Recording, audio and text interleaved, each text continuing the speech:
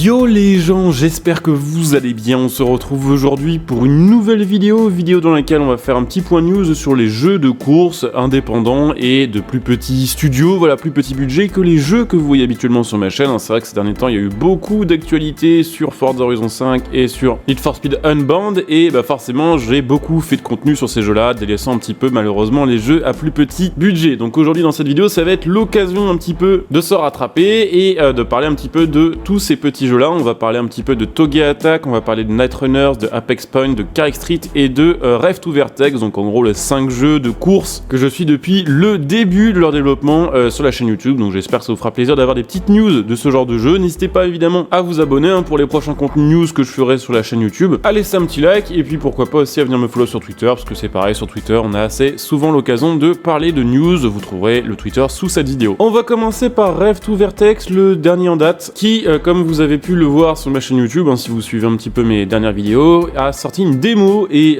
j'ai fait un petit gameplay sur la démo, gameplay que vous verrez en fond. Et pour ceux qui ne connaissent pas le jeu, le principe de Rev to Vertex, c'est tout simplement de proposer un jeu assez réaliste où vous allez faire de la course de côte et de la course, on va dire, orientée route de montagne avec des voitures ultra modifiées. C'est un jeu qui est fait par un studio qui d'habitude fait de la 3D pour des vraies pièces automobiles et qui d'habitude commercialise des vraies pièces automobiles. Alors effectivement, ils ont sorti une démo, le jeu final était censé sortir là, si je dis pas de bêtises, aux alentours du 15 décembre. La date est passée de 15 décembre à prochainement sur Steam, ce qui veut dire quoi? Ce qui veut dire qu'il va être repoussé, et c'est confirmé par les développeurs qui a posté justement un petit message après la démo et justement le retour des joueurs. Ils disent en gros que d'après tous les retours des joueurs concernant l'interface qui est assez bizarre, concernant les paramètres de volant qui sont pas forcément ultra adaptés, concernant aussi la physique qui parfois est un petit peu aléatoire et un petit peu bizarre pour un jeu qui se veut vraiment simu, et concernant aussi les performances graphiques. Alors effectivement le jeu était très beau, mais quand même dur à faire tourner. Un perso de mon côté avec une RTX 3080, j'étais genre à 70 fps, ce qui est correct, mais ce qui est limite pour une aussi grosse carte graphique.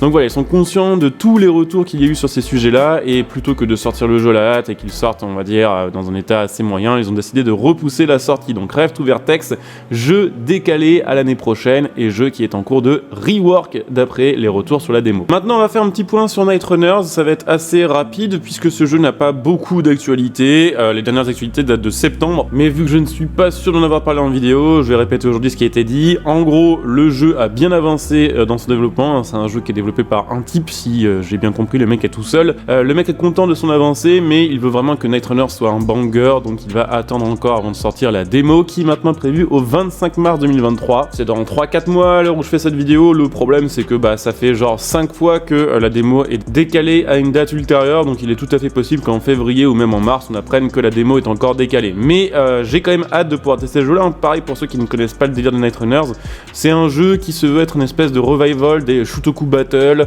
des Tokyo Extreme Racer. En gros, ça va être de la course sur l'expressway qui est autour de Tokyo, donc en gros l'autoroute périphérique, on va dire, et ça va être vraiment de la course de japonaise modifiée où on va affronter d'autres joueurs, on va affronter des clubs aussi en solo avec des systèmes de paris, avec des systèmes de boss aussi. Enfin, ça va vraiment être chouette si le concept est fait jusqu'au bout, avec en plus une petite vibe années 90. Donc très hâte de voir ce que ça va donner, mais pour l'instant voilà, le jeu n'est clairement pas encore prêt. On va parler un petit peu maintenant d'Apex Point. Alors ce jeu là c'est pareil, j'ai pu faire un petit peu de gameplay sur la chaîne YouTube, j'ai pu vous présenter la pré-alpha de ce jeu là et honnêtement c'était assez prometteur. Bon là c'est pareil, c'est un projet assez ambitieux qui veut mélanger physique réaliste avec open world et course sur circuit, tout ça couplé à un système de modification et de customisation de voitures très fourni en termes de pièces et surtout assez réaliste en termes de montage, puisque ce sera en gros un peu la Car Mechanic Simulator ou la Street Legal Racing Redline. Donc en gros vous allez pouvoir vraiment démonter votre voiture en profondeur et remplacer chaque pièce. Et bien pour l'instant ce jeu tient ses promesses, puisqu'il y a effectivement cette petite alpha qui est sortie, alors pour l'instant qui est assez faible en contenu, mais la très bonne information et la très bonne nouvelle à propos de cette alpha,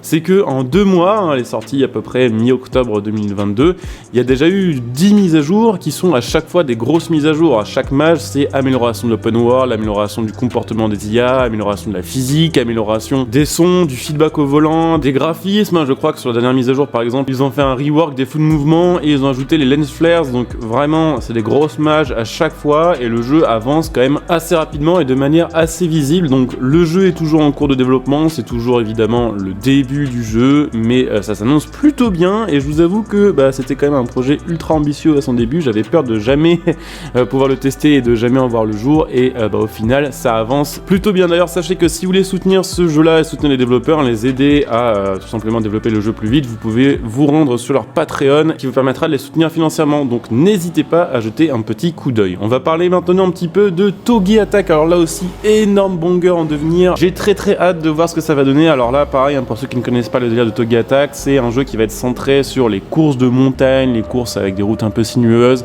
encore une fois les voitures de japonaises des années 80-90, mais pas que, on a déjà pu voir par exemple qu'il y aurait une Ferrari F40 par exemple, tout ça couplé à de la customisation assez poussée, justement on va en parler juste après, et surtout mélangé à des graphismes ultra réalistes. Je crois que c'est fait avec l'Unreal Engine 5, c'est vraiment du sale graphiquement. Et justement on a eu quelques petites nouvelles du développeur du jeu. Alors là c'est pareil, c'est un mec tout seul qui développe le jeu, et effectivement il communique pas tant que ça, en tout cas pas très régulièrement sur l'avancée du jeu, tout simplement parce que je pense qu'il est concentré sur le développement du jeu.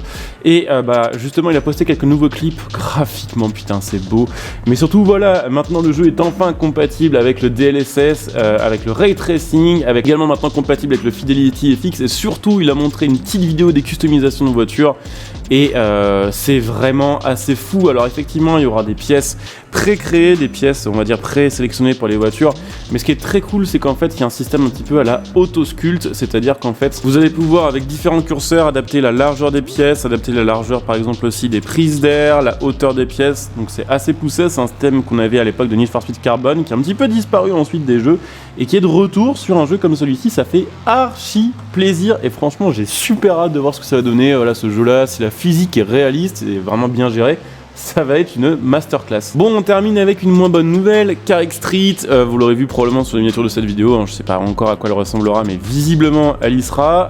Carrick Street, jeu qui devait sortir donc ce 15 décembre 2022, si je dis pas de bêtises. Il avait été décalé de 1 an en 2020 à décembre 2021, en décembre 2021 il avait été décalé de 1 an à décembre 2022, et puis maintenant en décembre 2022 il est décalé à une date qu'on ne connaît pas encore. Alors là c'est pareil, les raisons sont expliquées et compréhensibles pour le coup.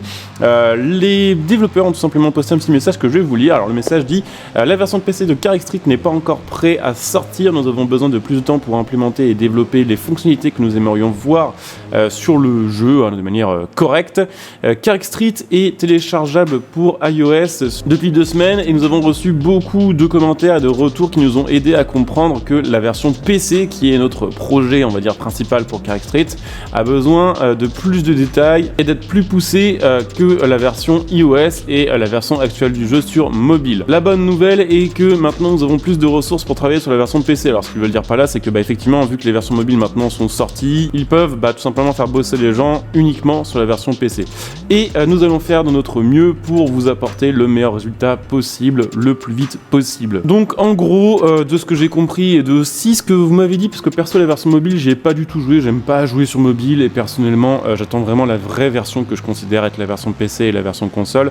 De ce que vous m'avez dit, clairement les versions mobiles sont pas très bonnes de Carrick Street, et en gros les devs du jeu veulent pas nous avoir fait patienter 3 ans pour au final nous sortir un jeu qui serait vraiment pas un banger.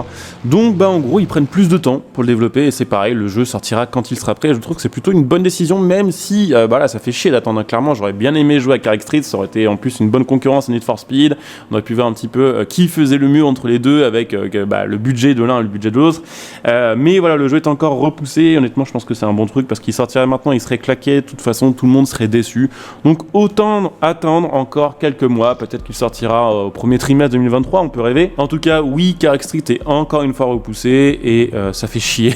Bon, après pour nous faire attendre, ils nous ont mis quelques images du décor et clairement là on voit quand même que c'est bien plus beau que la version mobile, ça n'a rien à voir, et franchement si tout le jeu est aussi beau que ça devrait être quand même, je pense, assez plaisant à jouer. Donc affaire à suivre évidemment dès qu'il y aura des news sur ces jeux là ou des possibilités de les tester, j'en parlerai en vidéo. Pensez évidemment à venir me follow sur Twitch pour les prochains lives pour ceux que ça intéresse, puisque c'est pareil, je suis assez actif sur Twitch, donc n'hésitez pas à venir follow, n'hésitez pas à venir utiliser votre Twitch Prime si vous avez Amazon Prime, ça vous permettra de me soutenir gratuitement, vous en profitez de plein de petits bonus, vous trouverez évidemment le lien sous cette vidéo. Vous trouverez aussi à côté de ça mes liens de soutien gratuits qui vous permettent d'acheter vos produits à prix réduit. Vous pouvez utiliser mon lien Instant Gaming par exemple pour acheter vos jeux, vos cartes d'abonnement, vos DLC à prix réduit, mon lien Mattel.net pour acheter vos configs, votre matos gaming. Et puis pour ceux qui souhaitent me soutenir sur le long terme, n'hésitez pas à donner des soutiens via le bouton rejoindre cette vidéo, il y a évidemment plein de bonus selon les rangs que vous choisirez. Donc je coupe ici, je vous dis à très bientôt, bon jeu à tous, ciao.